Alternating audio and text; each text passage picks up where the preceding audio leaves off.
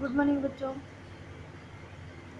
आज हम बात करते हैं सिंथेटिक फाइबर की कि सिंथेटिक फाइबर किस तरह से बनाया जाता है कि मनुष्य जो वास्तविक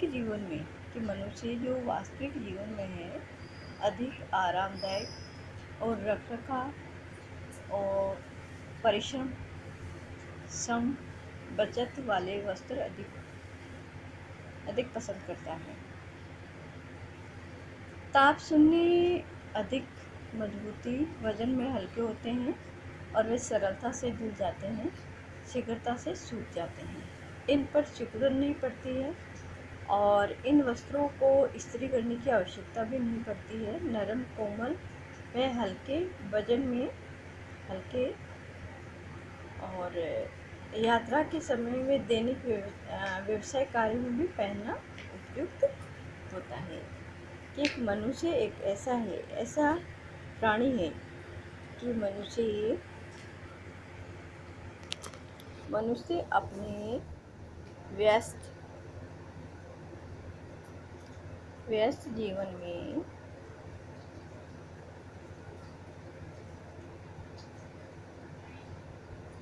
अधिक आरामदायक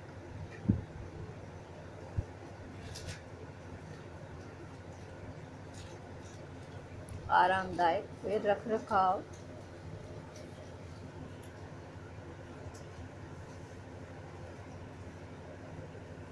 रखरखाव में समय सम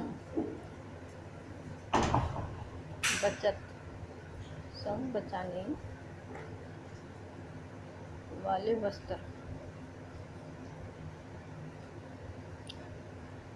वस्त्र अधिक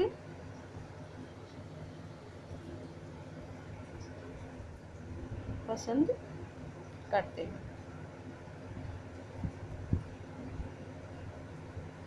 हैं और इसमें क्या है कि ताप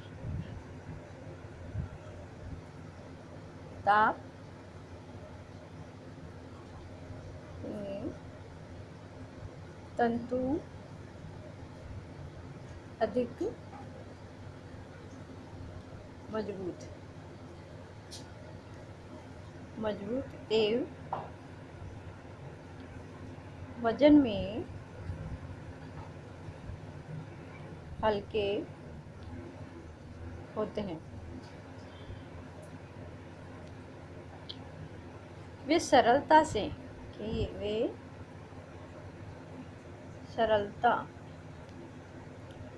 से धुल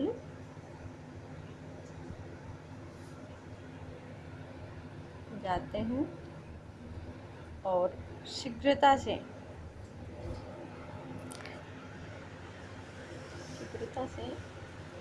सूख जाते हैं।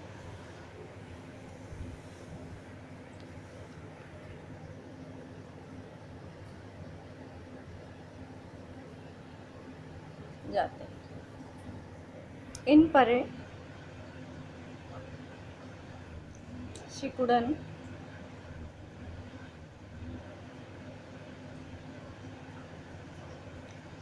नहीं पड़ती है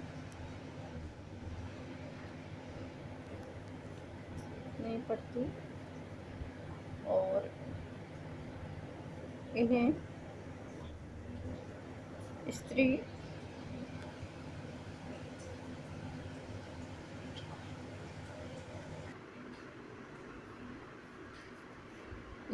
की आवश्यकता भी नहीं होती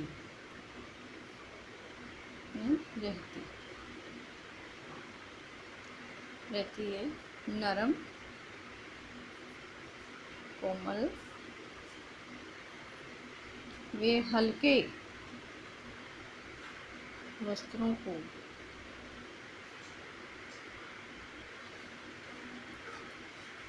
यात्रा के समय तथा दैनिक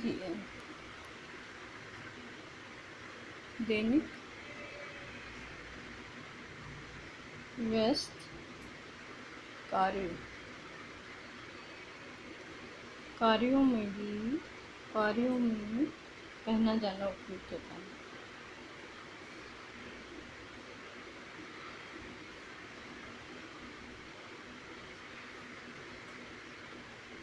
रहता है। संश्लेषित और सिंथेटिक तंतुओं को जादुई तंतु तथा सुगम जीवन भी कहा जाता है। कि जो सिंथेटिक है,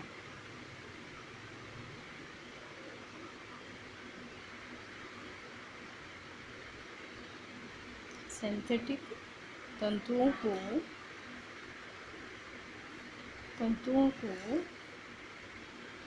जादुई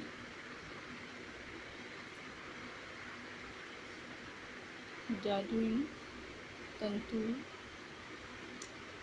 तथा सुगम जीवन तंतु भी कहा जाता है। कहा जाता है।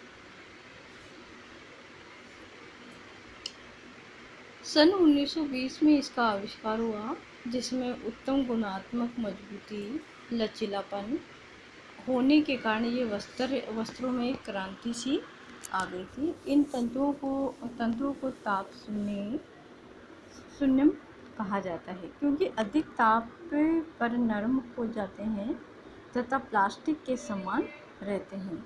कि जैसे ही हम कपड़े धोते हैं तो पानी में भिगोते तो वो बिल्कुल सॉफ्ट हो जाते हैं, और जब उनको धो के हम सुखाते हैं तो ये जल्दी सूख जाते हैं। तो ये दिखने में प्लास्टिक के समान दिखते हैं, और ये अत्यधिक ताप के कारण के जो तंतु होते हैं कि अत्यधिक ताप तंतु के पिघलने की बिंदु से ऊपर हो जाने पर ये पिघल जाते हैं। कि तापमान अधिक, जैसे कि हम गैस के पास लेके जाते हैं या जलती हुई बत्ती के पास लेके जाते हैं, तो ये जो सिंथेटिक कपड़े होते हैं, क्या होगा, जैसे ही इनके पास में ताप जाएगा तो ये सिकुड़ना शुरू करते हैं, तो ये प्लास्टिक टाइप हो जाते हैं, वस्त्रों में छेद हो जाते हैं। तो ये गर्म में पिघला हुआ वस्त्र होता है जो शरीर से चिपक जाता है।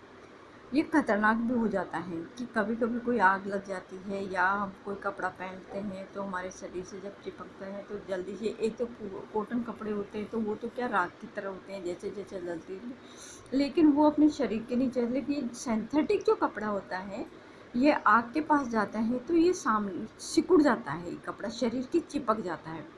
तो ये अन्य मानवकृत तंतुओं की अपेक्षा ताप शून्य खिंचाव हो जाता है, क्योंकि इनमें बहुत अधिक जो मजबूती, तनाव समर्थक होती है, और साथ ही इसका क्या होता है कि ताप के द्वारा इन तंतुओं में लचीलापन बढ़ जाता है। कि इसमें क्या होता है कि जैसे ही ताप होता है कि ताप के द्वारा इन तंतुओं में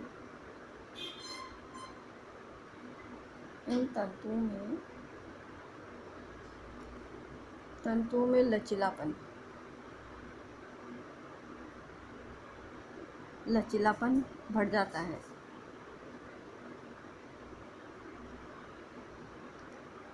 बढ़ जाता है। और किसी विशेष डिजाइन या रूप में ढाला जाता है।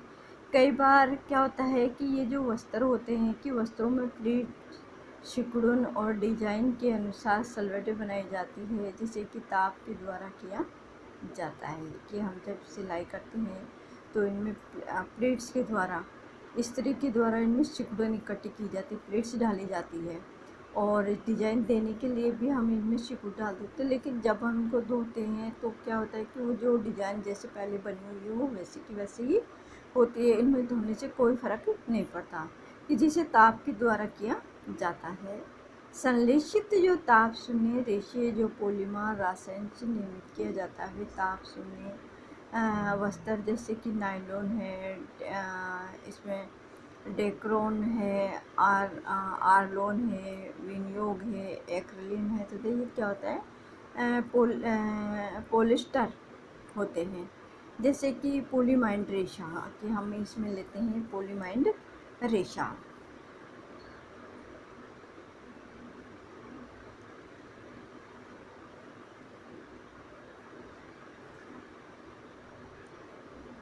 रेशा, इसमें क्या होता है कि एक अमेरिका की जो कंपनी थी, उस कंपनी ने अनुसंधान करके पॉलीमर नामक एक रासायन का आविष्कार किया। कि सबसे पहले किसने किया था कि इसका आविष्कार जो अमेरिका की कंपनी थी, और वो उसने पॉलीमर रासायनिक का नामक एक रासायनिक का आविष्कार किया। कि इसने पॉलीमर ने एक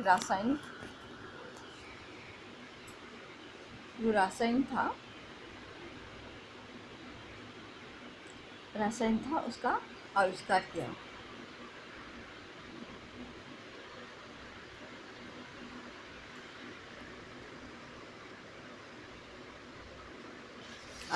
किया। और जिसमें बड़े अणु के एक लंबी श्रृंखला के बीच में छोटे छोटे अणु जोड़े जाते थे। इस श्रृंखला में पॉलीमाइड और पॉलिएस्टर, कि इसमें क्या किया, पॉलीमाइड और जो पॉलिएस्टर था उनको एक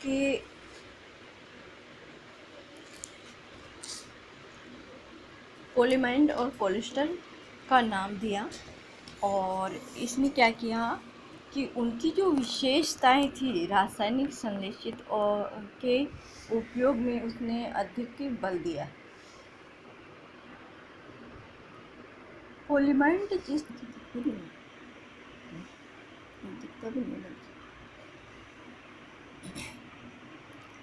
जो पॉलीमाइड है जिसमें तंतुओं को तैयार किया जाता है, और उसमें एक लंबी श्रृंखला वाले रासायन का निर्माण किया गया था। इसके पश्चात 6 तंतुओं को सबसे उपयुक्त माना गया है, जिनमें है कि इसमें जो 6 तंतु थे कि 6 तंतुओं को उसने सबसे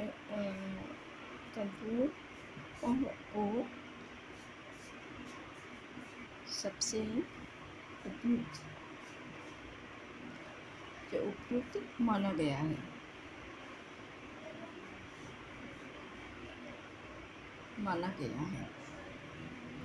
और जैसे नायलॉन को रखा गया था, और पहले 1940 में नायलॉन रेशा तैयार किया गया। कि जो नायलॉन का जो रेशा था, कि नायलॉन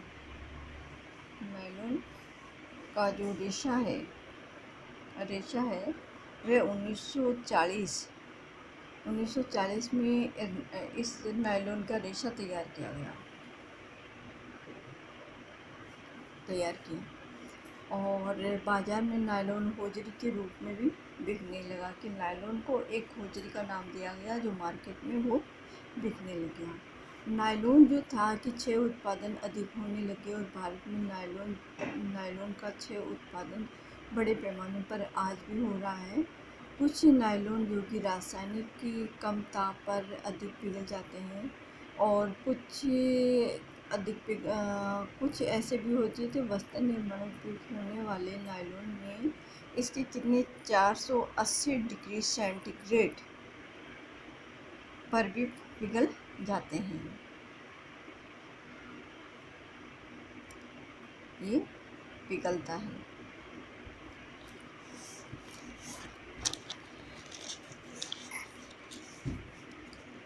और इसे है पॉलीकरण प्रक्रिया। कि नायलॉन के उत्पादन जो नायलॉन का उत्पादन था इसमें, कि नायलॉन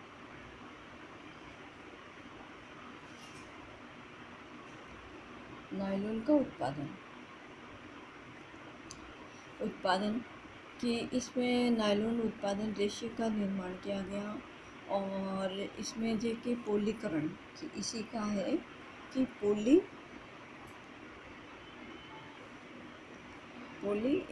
पॉलीनीकरण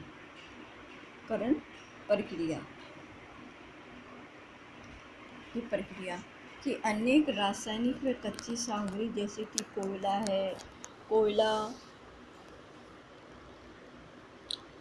पेट्रोलियम,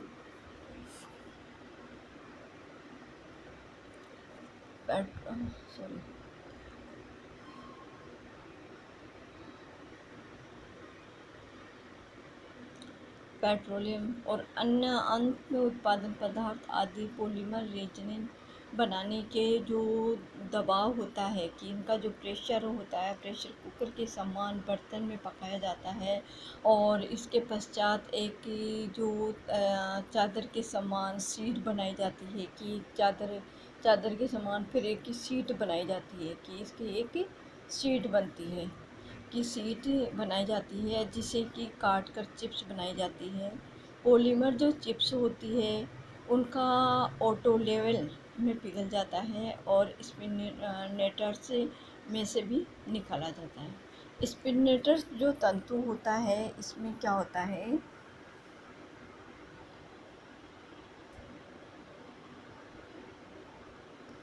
जो तंतु होता है इसमें गर्म घोल को स्पिनेट में निकाला जाता है और इस जिसे पंप की सहायता ली जाती है। स्पिनेट में एक या अधिक छिद्र होते हैं जो कि बाहर निकलने की जो हवा होती है उसके संपर्क में आते हैं, तो ये क्या होता है, ठोस बन जाते हैं कि जो हवा के जैसे ही संपर्क में आएंगे कि तो ये क्या होता है, ठोस बन जाता है। तो ये जो ठोस बन जाते हैं और इकेरी सूत बन जाते हैं कि जब ये ठोस बनते हैं तो ये क्या होता है, वो इकेरे सूत बन जाते हैं और ये अधिक तंतुओं को एकत्रित कर एक साथ बांटा जाता है। और इस प्रक्रिया में जो ठंडी हवा प्रवाहित होती है, इससे तंतुओं का जो व्यास होता है, आकृति होती है, स्पिनेटर होता है, छिद्रों की आकृति को समायोजित करके उसमें परिवर्तन किया जाता है। और इन्हीं अनुप्रस्थ काट गोल होता है जो कि नायलॉन के तंतुओं में अद्वितीय चमक और अपारदर्शित हो जाता है। तीसरा है इसका पॉइंट है कि ठंडा होने पर खींचना, कि ठंडा होने पर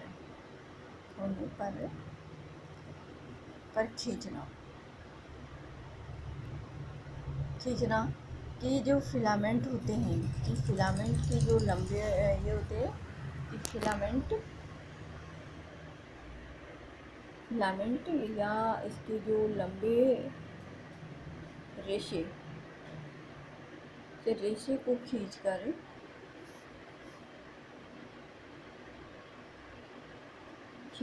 इसको 4-5 गुना, कि इसको 4-5 गुना लंबा बनाया जाता है, लंबा बनाया